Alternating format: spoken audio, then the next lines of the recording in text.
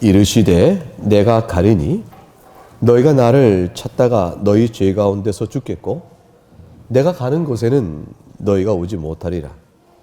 유대인들이 이르되 그가 말하기를 내가 가는 곳에는 너희가 오지 못하리라 하니 그가 자결하려는가? 예수께서 이르시되 너희는 아래에서 났고 나는 위에서 났으며 너희는 이 세상에 속하였고 나는 이 세상에 속하지 아니하였느니라. 그러므로 내가 너희에게 말하기를 너희가 너희 죄 가운데서 죽으리라 하였노라. 너희가 만일 내가 그인 줄 믿지 아니하면 너희 죄 가운데서 죽으리라. 그들이 말하되 네가 누구냐? 예수께서 이르시되 나는 처음부터 너희에게 말하여 온 자니라. 내가 너희에게 대하여 말하고 판단할 것이 많으나 나를 보내신 이가 참되심에 내가 그에게 들은 그것을 세상에 말하노라 하시되 그들은 아버지를 가리켜 말씀하신 줄을 깨닫지 못하더라. 이에 예수께서 이르시되 너희가 인자를 든 후에 내가 그인 줄을 알고 또 내가 스스로 아무것도 하지 아니하고 오직 아버지께서 가르치신 대로 이런 것을 말하는 줄도 알리라. 나를 보내신 이가 나와 함께 하시도다. 나는 항상 그와 기뻐하시는 일을 행함으로 나를 혼자 두지 아니하셨느니라. 이 말씀을 마치심에 많은 사람이 믿더라. 하나님의 말씀입니다. 하나님께 감사합니다. 오늘은 아이들도 같이 어른 설교를 잘 듣고 이해하고 정리했으면 좋겠습니다. 아이들이 설교 노트를 하는 아이들이 있어요. 그 아이들의 노트를 보게 되면 내가 이해한 설교보다 더 훌륭하게 정리했다는 사실을 확인할 될 것입니다. 복된 오늘 하나님께서 기록하게 하셔서 우리에게 주시는 말씀은 예수님께서 바리새인과의 대화 속에 주어진 아주 중요한 대목입니다. 예수님 말씀을 듣고 바리새인들은 이렇게 얘기했죠. 오늘 지난주에 봤던 13절 말씀을 잘 보시면 네가 너를 위하여 증언하니 네 증언은 참되지 아니하다 그랬습니다. 논리를 세워 예수의 말씀을 거부할 이유를 제시한 겁니다. 스스로 말하니 그 증언을 어떻게 믿느냐라는 것입니다. 그래서 예수님의 답변은 한 가지였습니다. 너희가 내가 누구인 줄 알았으면 너희가 내 말을 들었을 것이다. 결국 성경의 말씀을 너희가 이미 알고 있는 자였다면 내가 하는 말이 성경과 일치된 것을 알았을 것이요. 그랬다면 너희가 당연히 내가 누구인 줄 알았을 것이요. 내 말이 참되다는 것도 알았을 것이다. 이것이 주님의 말씀입니다. 세상의 사람들이 성경을 어떻게 믿느냐라고 묻습니다. 그렇게 되어지고 예수 그리스도만이 생명이요 구원의 참된 길이란 것을 어떻게 믿느냐라고 묻습니다. 대개 대답할 길이 좀 답답합니다. 왜냐하면 성경의 하나의 말씀이란 것을 어떻게 설명하여 깨닫게 하여 끌어올 수 있을까요? 참 답답하고 우리가 어렵다는 사실을 압니다. 그런데 그에 대한 대답은 예수님이 하신 말씀과 똑같습니다. 너희가 성경을 알았다면 성경이 하나의 말씀인 줄 알았을 것이다. 그게 전부예요. 아니 성경이 하나의 말씀을 어떻게 아냐고 하는데 말하기 뭡니까? 성경을 알았다면 성경이 하나의 말씀인 줄 알았을 것이다. 다시 말하면 성경이 하나의 말씀인 것은 성경 스스로 증언하는 것입니다. 성경에 기록된 하나님의 말씀이 하나님의 말씀인지를 다른 외적인 증거를 가지고 이거를 증거한다면 그 증거는 무엇으로 믿겠어요? 여러분이 저를 믿으시죠? 그 말은 예수를 믿느냐가 똑같은 뜻이 아니고 제가 이제 거짓을 적어도 강단에서 거짓말을 막 지어낼 거라는 아니라고 신뢰하시죠? 신뢰하실 거예요. 안 하면 저를 내쫓아야 됩니다. 제가 하나님 말씀이라고 말한다고 저는 제 말에 신뢰하여 이거 하나님 말씀 믿겠습니까? 교회가 하나님 말씀이라고 말한다고 해야 교회 말을 신뢰하고 하나님 말씀 믿겠습니까? 교회는 성경이 하나님 말씀임을 먼저 읽고 과연 그렇다는 것을 증언하는 이 일뿐 성경이 하나님 말씀임을 확정해주는 권위가 아닙니다. 어떤 권위도 세상에서 성경 외에 성경의 하나님의 말씀임을 말해줄 성경 외에 다른 권위는 없습니다. 그럼 뭐만 있을까요? 성경을 읽으니 하나님 말씀이다. 봐, 하나님 말씀이잖아 라고 말하는 숱한 증언자가 있는 거예요. 교회는 그 증언에 예수님이 세우신 객관적인 기관이에요. 우린 증언자입니다. 그래서 증언자를 가만히 보니 저 사람이 거짓말할 사람 같지 않아. 그 당신의 증언대로 그럼 나도 한번 성경을 읽어볼게. 성경 읽어보니까 와 정말 하나님의 말씀이다 라고 고백을 해요. 그 다음에 그 고백은 성경이 스스로 하나님의 말씀임을 그 자에게 일러준 겁니다.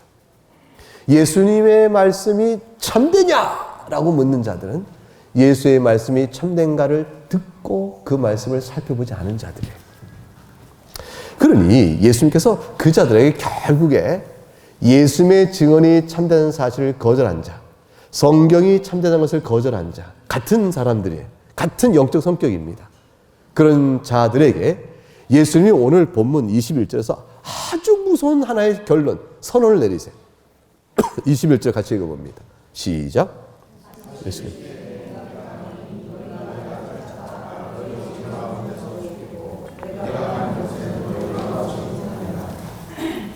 너희가 죄 가운데 죽을 것이다. 예수님의 말씀입니다. 여러분, 예수님께서 하신 말씀은요, 죄인인 우리들에게 예수의 말씀을 귀담아 듣고 그것 때문에 죄를 회개하고 주님 제가 살 길이 있을까요? 제가 죄인입니다. 제가 본성상 부패한 죄인입니다.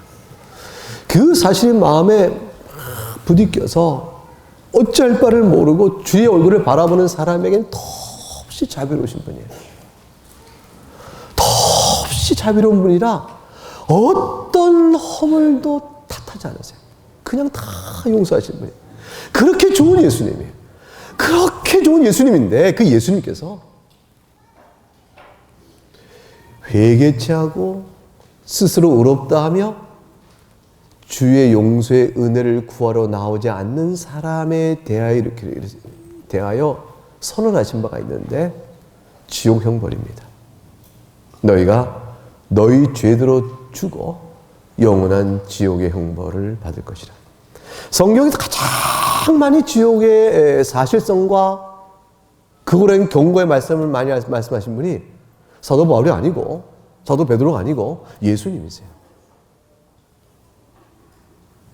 예수님은 죄인의 완고함과 완악함과 회개치 않음에 대하여 그들에게 생명이 없음에 대한 선언적이고 분명 확정적인 얘기를 하셨습니다. 이제 우리의 선택은 한 가지입니다.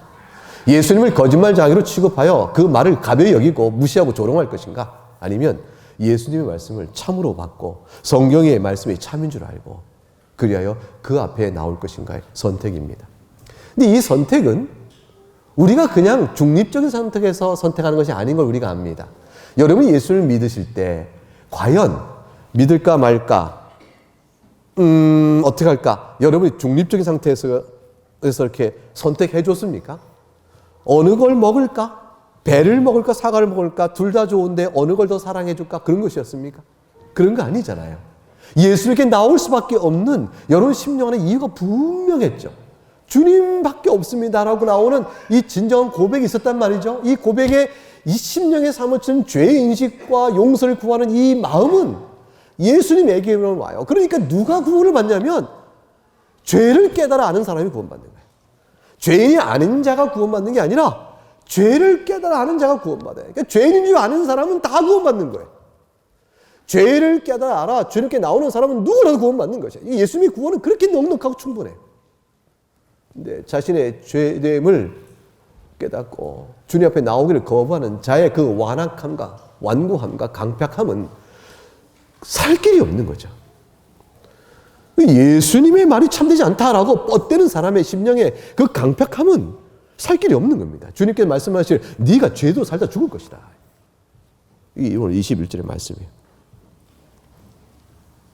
어찌하여 죄 가운데 죽게 될까? 21절 말씀에 내가 갈 것이라. 너희가 나를 찾다가 너희 죄 가운데 죽겠다 그랬습니다. 예수님이 간다는 말씀, 다시는 예수님의 도움을 받지 못할 때가 오는 거죠. 주님의 말씀을 지금은 듣고 있으나 예수님의 말씀을 더 이상 듣지 못할 때가 올 것이라는 것이죠. 복음이 들려지는 있을 때 회개해야 되는데 복음을 더 이상 듣지 못할 때가 온다는 것입니다. 은혜의 때라는 것은 우리가 결정한 것이 아니고 하나님이 주어진 때가 은혜의 때입니다. 여러분 지금 교회 출석하는 이 은혜의 때에 그리스도를 단단히 붙들고 그리스도의 사람으로 사셔야 돼요. 지금 교회에 출석하여 복음을 듣고 예배하니 내가 평생 내 스스로 교회를 다니고 안 다니고 은혜 예배 참석하고 안 참석하고 내가 결정한 내 인생의 시기를 결정할 것 같죠? 아닙니다. 지금 복음을 거부하고 있으면서 교회당 오는 것을 내가 선심 써서 온다고 하다가 내일 세상을 떠나면 그대로 마치는 인생이 돼요. 우리가 믿음 안에 있는 것은 지금 복음만 있을 때 주 앞에 심령을 내어놓고 오늘 예배를 진실히 드려야 합니다. 오늘 드리는 이 예배가 마지막 예배일 수 있는 거예요. 저는 오늘 여러분께 선포하는 이 설교 말씀이 저에게는 마지막 설교일 수 있는 겁니다. 성경 외에 다른 말은 못합니다. 마지막 설교인데 제가 생각하여 가장 좋은 마지막을 찾을 수가 없어요. 이런 생각 해보죠. 제가 마지막 설교다. 그러면 오늘 우리 교인에게 줄 최고의 말씀이 뭐가 있을까? 내가 막 자꾸 마지막 설교 준비할 줄 모르죠? 그거 다 부질이 없어요. 주어진 본문을 설교하는 것보다 마지막 설교가 없어요.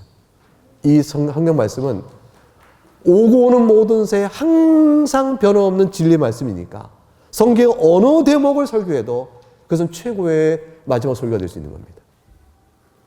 듣는 설교자, 선포하는 설교자나 듣는 모든 교인들도 오늘 듣는 설교는 하나님의 내 인생의 마지막 은혜의 말씀인 줄 알고 그걸 붙들어야 합니다.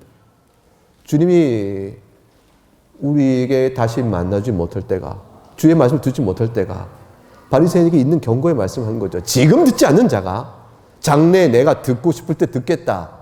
그런 마음을 가지고는 못 듣는 거예요. 내가 들어줄게, 내년쯤에는. 내가 한 10년 뒤쯤엔 들어줄게요. 아니 뭐 내가 이제 거동이 어려워 노년에 이르서 이제 죽을 날이 가까웠다 싶을 땐 내가 들어주겠다. 예, 그런 마음은 이미 마음이 강팍해 있어. 돌 같은 마음이라. 너희가 나를 찾아도 죄 가운데 죽을 날이 올 것이다. 주님 말씀하십니다. 내가 가는 곳에 너희가 오지 못하리라 그랬습니다.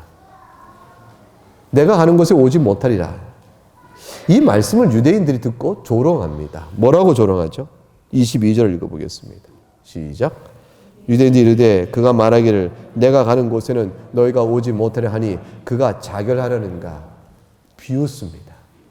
자, 내가 가는 곳에는 너희가 오지 못하려니까 그들의 생각에 저 예수가 가는 곳이 갈릴리면 우리가 따라갈 수 있고 지상에 어딜 간들 못 따라가겠어요. 가려면 가는 거죠. 근데 가는 곳에 못 따라간다니까 그들 생각이 딱 떠오르는 게 뭐냐면 죽으려나 보다 싶은 거예요. 우리가 죽는 데까지 따라갈 필요는 없는 거 아니에요. 그러니까 저가 죽으려나 보다. 빈정과 조롱과 멸시입니다. 죽으려나 보지. 우리가 저자가 가는 곳에 못 따라간다니 그거 죽으려나 보지. 이거예요 결국. 저들은 하나님이 세상을 이처럼 사랑하사 독생자를 주셨고 그를 믿는 자마다 멸망하지 않고 영생을 얻게 하려 하심이라 하는 말씀에 하나님의 긍휼과 자비의 뜻을 그렇게 침뱉어 버립니다. 하나님의 아들을 세상에 보내주신 세상을 심판하려 하심이 아니라 그랬어요. 그로 말미암아 세상이 구원을 받게 하려 하심이라 하였습니다. 믿으면 사는 거예요. 믿으면 심판을 받지 않습니다. 근데 믿지 아니 하나님의 독생자 이름을 믿지 아니 심판을 벌써 받은 자로 자처하고 있는 것이죠. 하나님 보실 때 의인은 없고 다 치우쳐 죄 가운데 있으며 멸망 가운데 사실을 애써 보지 않는 겁니다. 근데 이거 참 이상해요. 사람이 자기가 죄인의 사실을 왜 모를까요? 정말로 모를까요? 안 믿는 사람들은 정말 모를까요?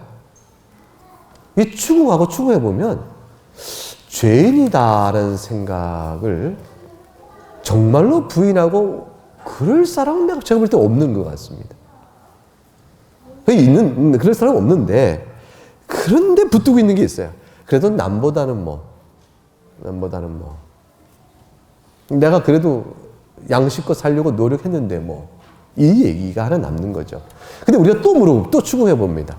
정말로 양식껏 살았습니까? 정말로 양심에 비추어 괜찮으세요?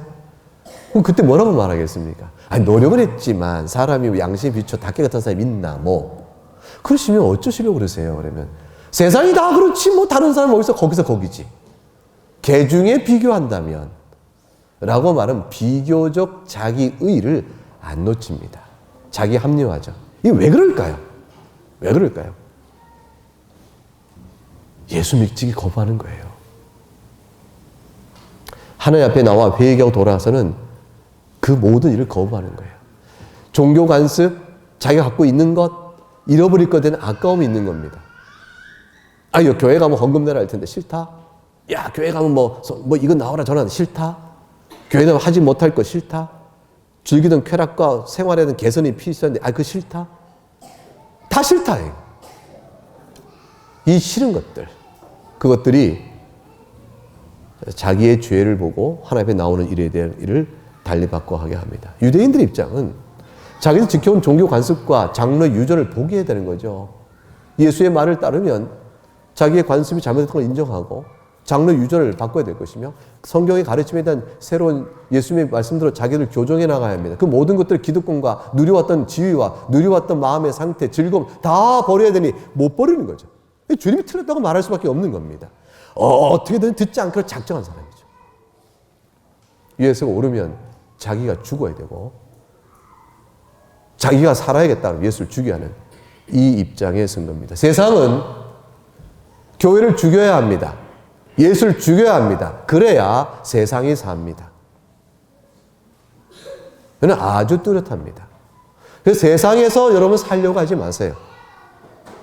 세상에서 세상 풍습과 가치와 그들의 철학과 교훈도 다 옳다. 그것도 진리다고 절대 말하시면 안 돼요.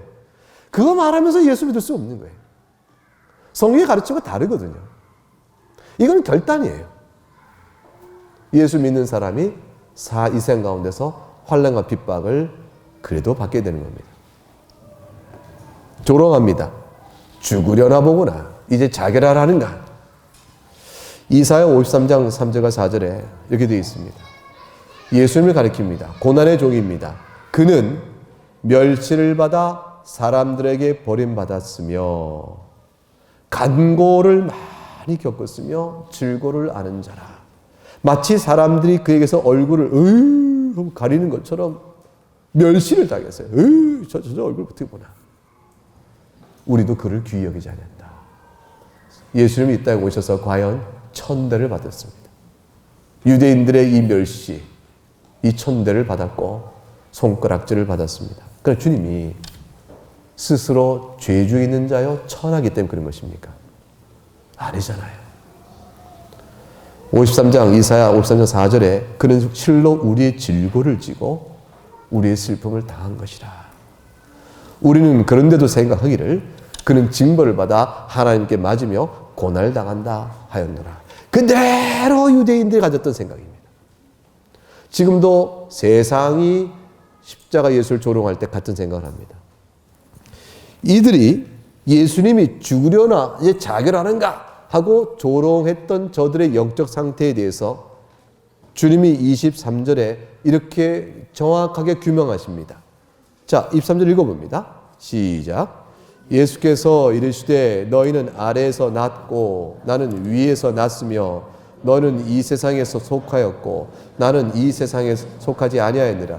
세상과 예수를 거부하고 미워하는 자들과 예수를 따른 자는 근원이 다릅니다.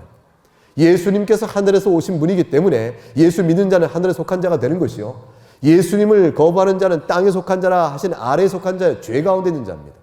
에베소서 2장 2절과 3절에 사도 바울이 이렇게 표현했죠. 그때 너희는 지금은 신자가 되어서 생명 얻은 자가 됐지만 과거에 너희가 어떻게 속했는가 보자는 것이죠. 그때 너희는 그 가운데서 행하여 이 세상 풍조를 따르고 공주의 권세 잡은 자를 따랐으니 곧 지금 불순종의 아들들 가운데 역사는 영이라. 마귀의 영이요 귀신의 영의 역사 가운데 너희의 타락한 성품을 다 끌려 죄 가운데 거하는 자들이었다 그 말이에요. 전에는 우리도 다 그 가운데서 우리 육체의 욕심을 따라 육체의 마음에 원하는 것을 하여 다른 이들과 하나도 다를 것 없는 본질상 진노의 자녀였다. 로마서 3장 18절에 하나님을 두려워하지 않는 자였다. 근데 예수님께서는 구분하십니다. 그런 자들과 그런 자에서 빼어내어 하나님께 속한 자들이 있습니다.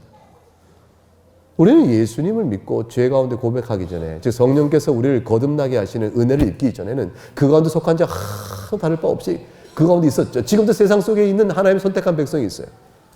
아직도 교회에 나오지 않고 아직도 하나님을 믿은 백성으로 신앙을 고백하지 않은 채 아직은 세상 속에 그냥 있는, 그래서 죽은 자로 있는 하나님을 선택한 백성이 있죠. 그런 자는 영락없이 죽음의 권세에 시달려 있습니다. 영원히 비참한 상황을 하고 있는 거죠.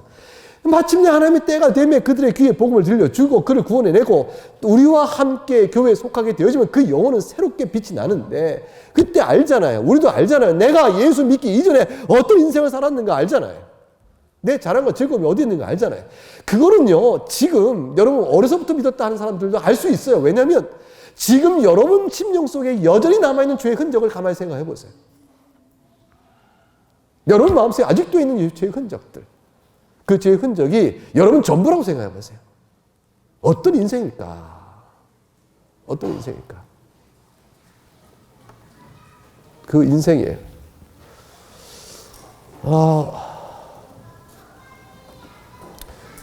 결국 삶을 결정하는 힘과 원리, 그게 다 뭘까요?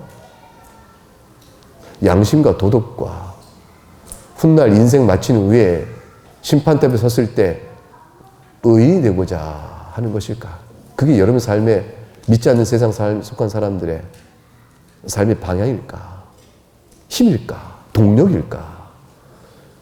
인생을 사는 원리일까? 그런 사람 참 없죠. 그런 사람이라 할지라도 죄 중에 화거든요. 거의 도인이죠, 뭐.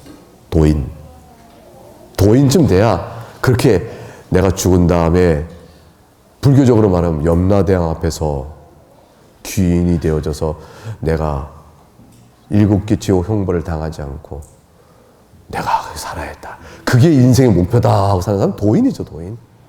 근데 그런 도인도 죄 중에 살거든요. 하물며 일반 사람들은 살아가는 가치가 그게 뭐겠습니까? 말하지 않아도 되고, 성경은 뭐라고 말했냐면 육체의 정욕이라 그랬습니다. 거긴 소유와 쾌락과 다툼과 시비와 원망과 그런 것들이 가득 있습니다. 돈이건 권력이건 쾌락이건 누리고자 하는 것도 누리지 못하는 것, 욕망, 성취, 손해에 대한 분노, 진노, 공이란 것도 공정이란 것도 다 왜곡되어지죠. 그 세상에 삽니다. 세상에 속한 자와 하늘에 속한 자는 다릅니다. 예수 믿는 사람들을 뭐라고 얘기할까? 하늘에 속한 자라고 볼 수 있는 그 영적 정체성을 조금 인간적 언어로 말하면 뭐가 될까? 그러면 하나예요. 주께서 용서하여 베푸신 은혜에 감사하여 주님 다시 배울 날 소망 중에 바라며 사는 사람.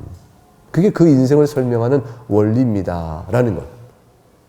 그게 예수 믿는 사람의 생의 원리입니다. 그걸 이제 소리문답, 일문답에 뭐라 되어 있냐면 인생의 본분이 뭐냐 그랬어요. 그 본분이 이제 원리잖아요. 그 무엇을 위하여 목적으로 살고 하나님을 영화롭게 하고 하나님께 베푸신 은혜에 감사하여 그를 즐거워하는 것이라. 전체 다 요약하면 뭘고 두 자로 감사의 생활이다. 이게 성도의 생활입니다. 우리는 참 다른 거죠. 그게 뭐냐? 하늘에 속한 자라 이렇게 볼 수 있습니다. 예수님이 바로 그 영적 정체성을 말합니다. 23절에 요한복음 3장 12절과 13절에 이미 이렇게 말씀하셨습니다. 내가 땅의 일을 말하여도 너희가 믿지 아니하거든 하물며 하늘의 일을 말하면 어떻게 믿겠느냐? 하늘에서 내려온 자 곧 인자 위에 하늘에 올라간 자가 없다. 예수 그리스도께서 하나님으로 이 세상에 성육신하신 분이요. 따라서 하늘에 속한 자이심으로 그러므로 위에 속했다. 위에서 낫다 하고 말씀하신 거죠. 예수님께 접붙임 받아 성령 안에 있는 자는 그 은혜를 입어 하늘에 속한 자가 됩니다. 세상에 속한 자와 구분하는 의미가 되어지는 것이죠. 그러면 이런 유대인들이 근원이 땅에 속한 자요, 죄에 속한 자요, 공중고선 자요, 영에 따라 사는 자면 그들의 인생의 결국이 어떻게 될까요? 24절 같이 읽어봅니다. 시작. 그러므로 내가 너에게 말하기를 너희가 너희 죄 가운데서 죽으리라 하였노라. 너희가 만일 내가 그인 줄 믿지 아니하면 너희가 죄 가운데서 죽으리라. 죄 가운데서 죽습니다. 그거 외에는 다른 결국이 없습니다. 그러니까 한 인생이 숱한 인생이 사는데 인생의 마지막은 다 죽음으로 끝나잖아요. 사람들이 볼 때 다 죽음으로 끝납니다. 죽음으로 끝난 다음에 펼쳐지는 다음 인생이 있는 거죠. 펼쳐진 인생은 두 갈래 길밖에 없는 거예요. 영원한 생명이냐 영원한 죽음이냐. 죄 가운데 죽는다는 것은 죽음이 죽을 때 죄 때문에 죽는다는 것이 아니고 죄 가운데 죽으니 죽음의 심판이 있으니 죄에 대한 심판이 그 다음 인생이라 이 뜻이에요.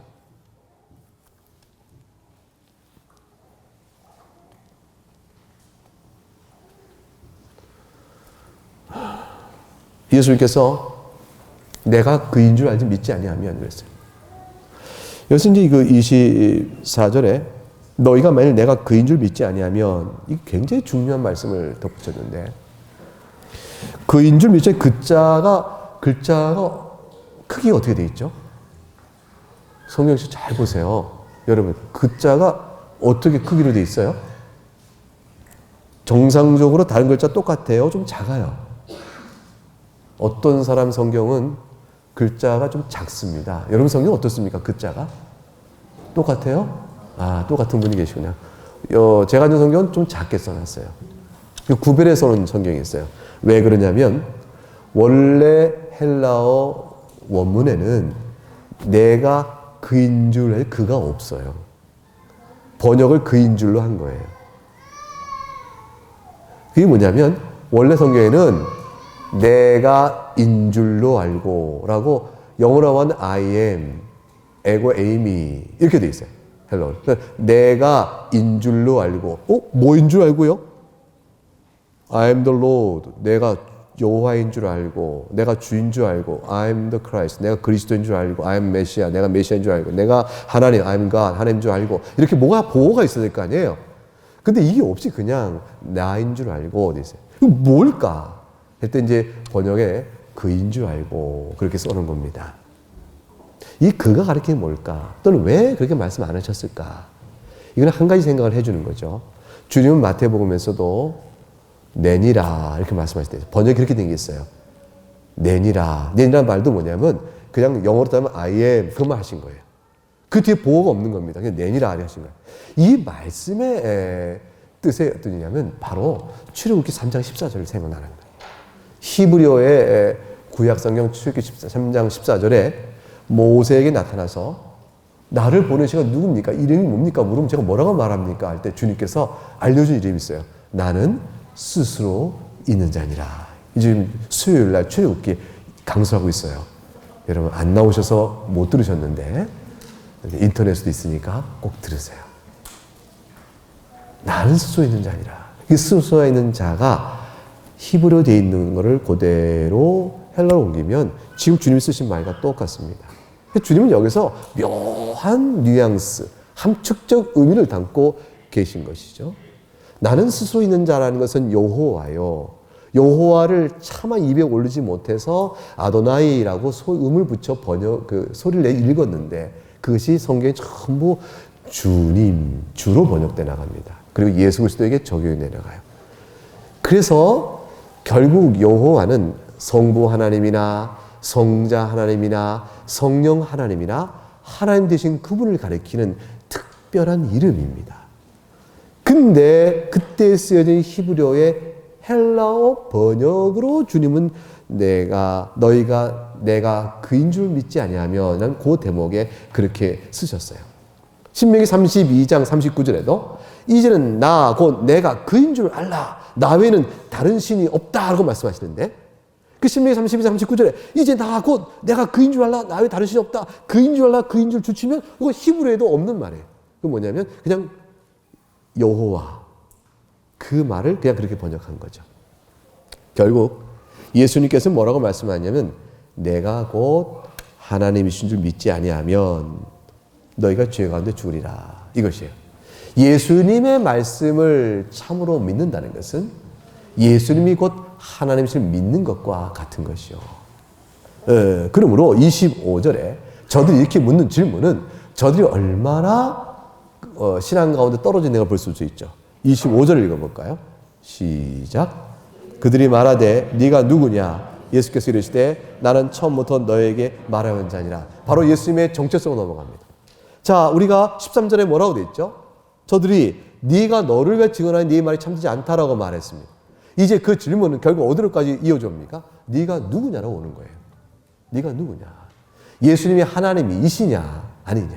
하나님이신데 사람이 되신 분이시냐 아니냐? 그걸 묻는 거예요. 그 질문에 대한 답을 풀어줍니다. 저들이 당신이 하나님이며 묻는 게 아니에요. 네가 누구냐는 것은 무슨 소리냐? 네가 결국 저 요셉과 마리아의 아들 아니냐? 네가 그 갈릴리 출신 그 누구 아니냐? 우리가 다 아는 그 누구 아니냐? 그런데 무슨 헛소리냐? 이 얘기를 하려고 네가 누구냐 묻는 거예요. 근데 저들은 신앙 가운데 알고자 묻는 것이 아니요. 예수님께서 제자들에게 너희는 나를 누구라 하느냐라고 묻는 질문에 대한 답을 기대하는 것처럼 저들이 묻고 있는 게 아닙니다. 네가 누구냐? 너 따위가 누구길래? 우리가 다 알거니와. 이 얘기가 똑같은 얘기예요. 조롱과 멸시입니다. 주님께서 뭐라고 답하십니까? 나는 처음부터 너에게 말하온 자니라. 이 말씀은 뭐냐면요. 내가 처음부터 너에게 말하온 자라 말은 처음부터 말해온 자의 음성이 어디에 기록되어 있죠? 성경에 기록되어 있습니다. 그러면 아담아 네가 어디 있느냐?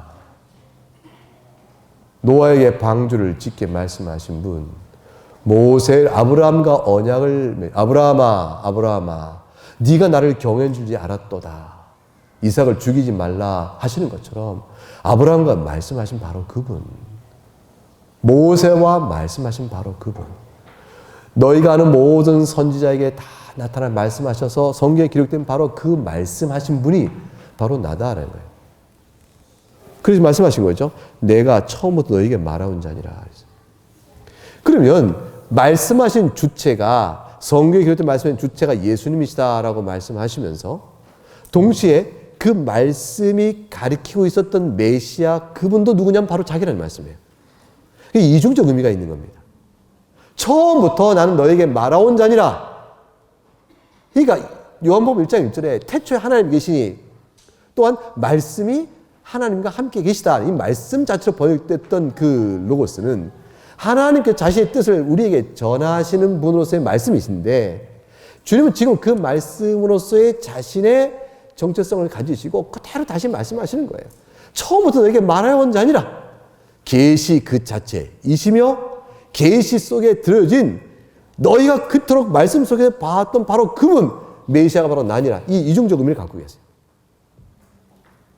그래서 이 말은 24절에 너희가 만일 내가 그인 줄 믿지 않은 것과 똑같이 병렬됩니다.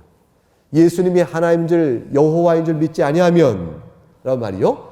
그 여호와를 통해서 말씀이 가르쳐준 그 메시아인 줄 믿지 아니하면 이 말씀이 따라 붙어요. 그리고 오늘 25절에 다시 처음부터 너에게 말하온 자를 믿지 아니하면 하나님을 믿지 아니하면 그리고 처음부터 너에게 살 길을 내어준 메시아인 줄 믿지 아니하면 이 말이 따라 붙게 됩니다. 주님은 그래서 두 가지 얘기하시는 거예요. 나는 곧 하나님이요 성육하여 너희를 구원하러 온 성경이 증언한 그 메시아인이다 라는 이 사실을 말씀하고 있는 거예요. 이것이 요한복음 1장에 나와 있는 내용이죠. 하나님이 육신이 되어 자기 백성에게 찾아왔다 라는 말씀에 담겨있는 바로 그 내용을 이곳에서 말씀하는 겁니다. 그러니 이걸 믿지 아니하면 어떻게 될까요? 세상에 속한 자죠. 예레미야 17장 5절에 여호와께서 이렇게 말씀하시되 무릇 사람을 믿으며 육신으로 그의 힘을 삼고 마음이 여호와께서 떠난 사람은 그 사람은 저주를 받을 것이라 했습니다. 사실 예수님을 말씀을 듣고도 믿지 아니하기로 작정한 사람 이미 스스로 죄인된 것을 나타내 보였으니 불신 가운데 죽는 것이죠. 사실 어떤 이들은 이렇게 얘기합니다. 야, 2000년 전에 예수님이 설사 당신이 말한 대로 죄를 용서하시러 오셨고 또 믿는 자의 죄값을 치른다고 하는 그 말에 참 듣기는 좋다. 근데 예수 안 믿는다고 그렇게 심판받는 거 좀 너무하지 않냐. 왜냐하면 예수님을 믿는 동안 복음이 전하는 동안 얼마나 많은 사람이 복음 바깥에 있었냐. 이게 이제 그 미전도 대상이죠. 선교적으로는 unreached people 그래. 복음이 닿기 이전에 살던 수많은 시대의 사람들과 지금도 복음이 닿는 영역 바깥에 있는 많은 사람들이 다 그러면 예수 믿지 않았다는 사실로 인해서 영원한 형벌을 받는다는 것은 너무 지나친 거 아니냐. 이렇게 얘기하면서 반발하는 사람이 있죠. 그런데 한 가지 이해할 것이 있어요. 예수님도 지금 그 말씀하신 거 같잖아요. 너희가 내가 그인 줄 믿지 아니하면 죄 가운데 죽으리라. 나는 처음부터 너에게 말하온 자니라. 내가 하나님 걸 믿지 아니하고 또 하나님 말씀하신 그 내용에 구원의 길인 그 메시아가 바로 나인 줄 너희가 믿지 아니하면 너희가 죽으리라. 이렇게 말씀하신 내용은 너무 사실 그 복음이 전해지는 그 시공간 안에서의 그 제한성을 생각할 때 보편 인류에 대한 너무 슬픈 얘기다. 이건 너무 비극적인 얘기요. 너무 잔혹한 얘기다. 잔인하다. 이렇게 말하는지 모르겠죠. 예수님 그런 말씀하시는 거 아니냐고 반발하는지 모릅니다. 이것도 죄입니다. 이런 기억할 것이 있습니다. 복음을 듣지 않고 죽는 사람은 복음을 듣고도 믿지 않는 자보다는 죄가 조금 가벼울 수 있어요. 그러나 죽을 죄 가운데 있는 겁니다. 무슨 얘기냐면 복음을 듣지 않아서 즉 믿지 않아서 영원한 형벌을 받는다고 말하기 이전에 이미 죄 중에 죽는 자들이에요. 그러니까 불신앙 이전에 이미 죽은 자들입니다. 예수님을 믿음으로 살 길이 열리는 것일 뿐 예수를 믿기 이전에 이미 죄중 가운데 죽은 자들입니다. 그런 자들에게 생명의 빛이 다가간 거죠. 복음으로. 근데 그 생명의 빛을 거부한 겁니다. 그러므로 거부한 죄가 더해진 것이죠. 큰 죄가 더해진 것이죠. 예수 그리스도께서 하나님이시며 그 무한한 자비로 생명길을 열어줬는데 그거를 배척과 거부하였으니 복음에 대한 불순종의 죄가 얼마나 커요? 복음의 불신앙 죄가 얼마나 클까요? 이건 더 큰 죄를 지은 것이죠. 여러분 교회 안에 있다가 교회 밖에 나가는 사람보다 불쌍한 사람은 없어요. 생명의 빛 가운데 있다가 다 지워버리고 나가는 사람. 자기 논리와 한계 때문에 나갑니다. 참 불쌍한 사람이 있어요. 유명한 CCC 빌리그램과 함께 청년 때 젊어서부터 역사했던 템플덩이라는 사람. 아주 유명한 전도자였어요. 근데 이 사람이 나의 신앙 다 버립니다. 나중에 진화론을 믿더니 갸우뚱하되 신앙 버리고 그 다음에 안 믿는 사람들 안에서의 도덕적 선함이 있다는 것에 대한 이유 때문에 한번 신앙이 갸우뚱되더니 신앙을 버리고 그리고 나중에는 이렇게 변증을 했습니다. 왜냐하면 하나님이 선하시고 사랑이 많으신데 근데 어찌하여 이 세상에 아프리카의 그 많은 사람들이 굶주리고 고통 가운데 죽는가. 그건 하나님이 선하지 않다는 것을 말하거나 하나님 무능하다는 걸 말하거나 둘 중에 하나다. 그래 성경적 의미에서 선하고 전능하신 하나님은 없다. 그래 나는 믿을 수 없다. 신앙적 회의가 더 결국 예수님을 떠나버렸습니다. 그리고 내가 하나님 예수를 떠난 이유, 신앙을 부인하는 이유라는 책까지 써내는 사람이었어요. 비참한 사람이죠. 그 작은 논리 하나에 스스로 넘어진 자예요. 성경 뭐라고 말합니까? 왜 이 세상에 슬픔과 고통과 아픔이 있죠? 죄 때문입니다. 인간이 악해서 그런 것이. 그 죄 안에 있는 세상 속에서 예수 그리스도의 생명의 빛을 내주신 겁니다. 하나님께서 사람이 되시기까지. 그런데 그 사랑을 능멸하는 거죠. 이 세상의 자연적 악과 도덕적 악의 이 현상이 바로 인간의 불순종의 죄 때문에 사실 성경이 말하는데 그걸 애써 무시한 거죠. 무시하니까 하나님이 악한 겁니다. 그러면 신앙의 이유가 없어지는 것이죠. 마귀가 그랬잖아요. 하나님 악해서 너희가 따먹으면 하나님처럼 될까 못 따먹게 한 거야. 너희 하나님이 나쁘다 야. 그러니까 야 하나님 그런 악하다면 하나님 왜 이 말씀을 따라 불순종하냐. 내가 따먹고 말지. 내가 판단할 거야. 선악간의 옳음을 자기가 판단하겠다 쓰면 하나님은 악합니다. 여러분 사람이 선악간의 윤리적인 판단의 모든 최종적 권위라면 하나님은 악할 수밖에 없어요. 인간 중심인데 내가 모든 걸 판단하는데 그게 죄입니다. 가장 비참한 자죠. 그래서 26절 이렇게 됩니다. 읽어봅니다. 내가 너에게 대하여 말하고 판단할 것이 많으나 나를 보내시기가 참되매 내가 그에게 들은 그것을 세상에 말하노라 하시며 판단은 하나님이 하십니다. 판단은 예수님이 하십니다. 예수님이 내가 너희에 대하여 말하고 판단할 것이 얼마나 많은 줄 아는가. 심판날이 되면 너희 판단하여 너희 죄목들 정죄할 것은 허다히 많다. 그러나 나는 진리를 말한다. 도리어 너희가 그럼에도 불구하고 나를 판단하는구나. 내가 너희에게 판단할 것이 많으나 도리어 너희가 나를 판단하는구나.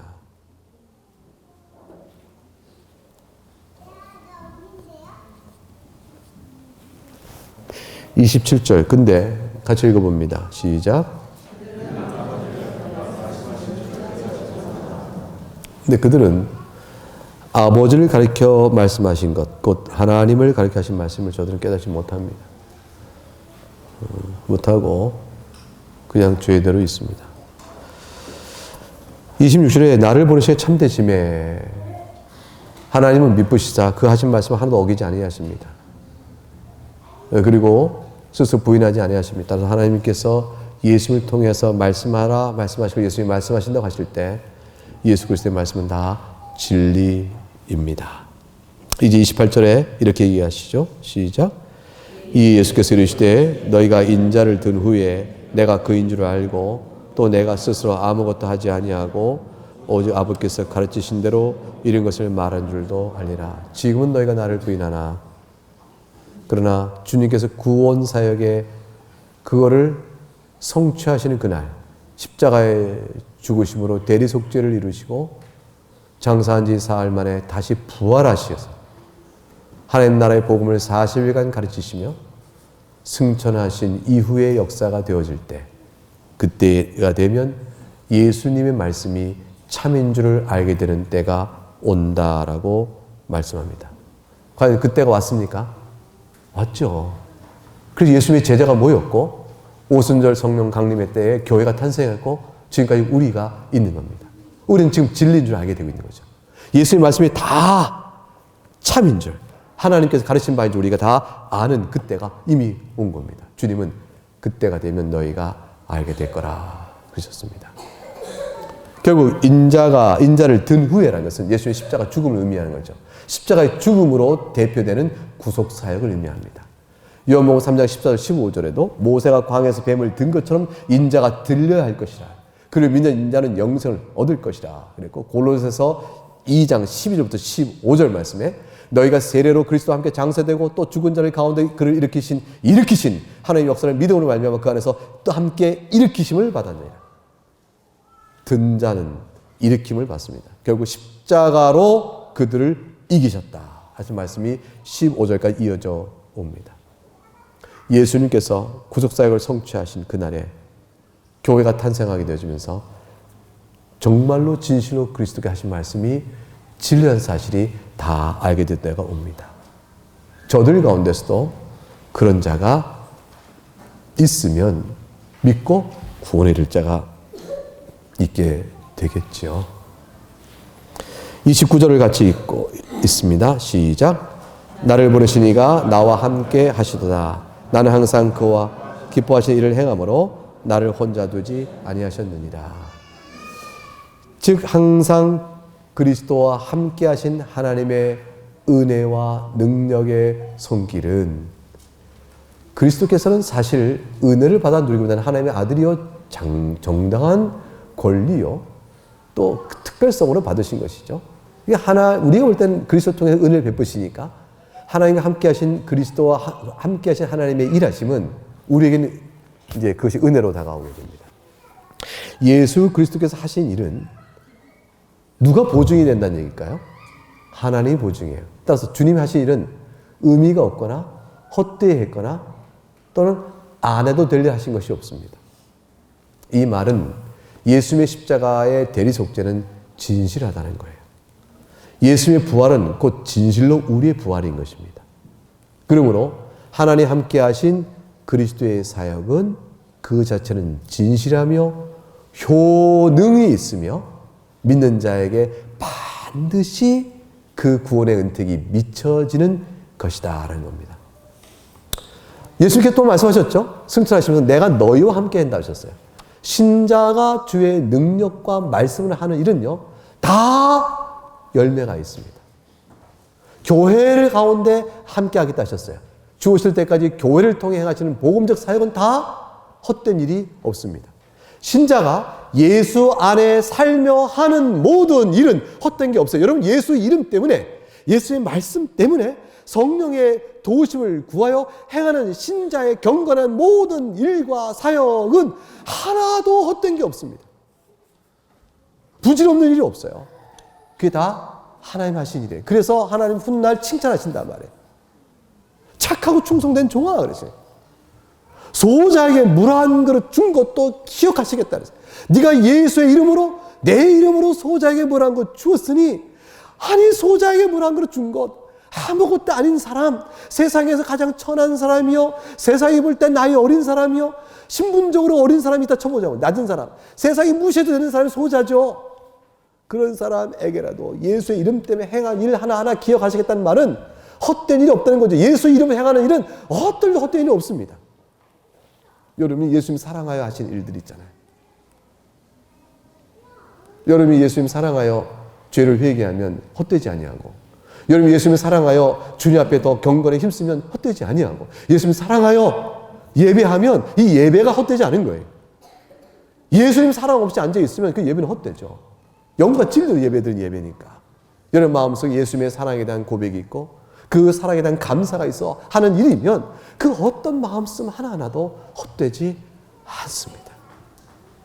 예수님께 행하신 모든 일도 그거 하지. 그리스도께서는 구속사역은 하나도 헛되지 않습니다.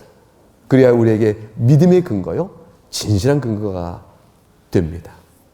2000년 교회 역사가 예수님이 하신 일이 하나도 헛되지 않다는 걸 보여주고 있고 2000년 교회 역사가 예수께 속하여 그리스도의 제자들이 그리스도를 사랑하여 주신 은혜에 감사하여 행한 일들이 하나도 헛되지 않다는 사실을 보여주고 있는 겁니다. 그래서 오늘날까지 교회가 있는 거예요.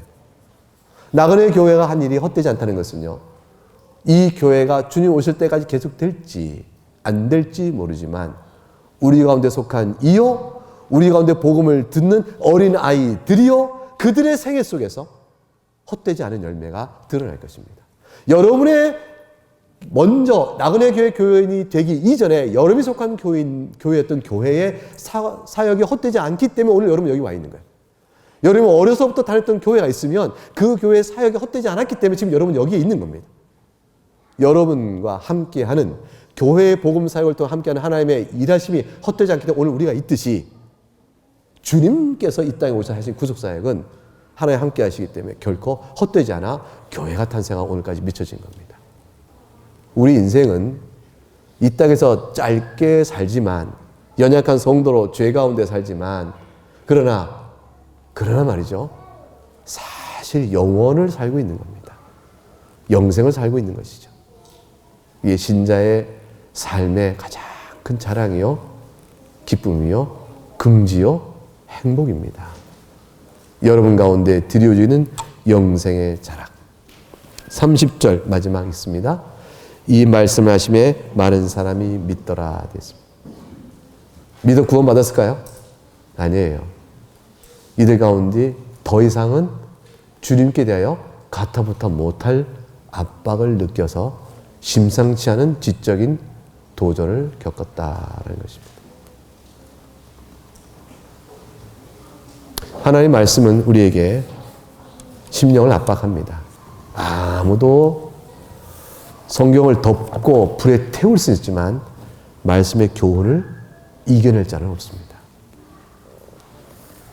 괴로워하며 믿지 않기로 작정하는 것이죠. 사랑하는 여러분, 우리 얼마나 하나님의 큰 사랑을 입은 자인가를 기억하시기 바랍니다. 하나님이 우리를 사랑하셔서 예수 안에 있게 하시고 오늘 이 말씀을 듣게 하십니다. 찬송하겠습니다. 200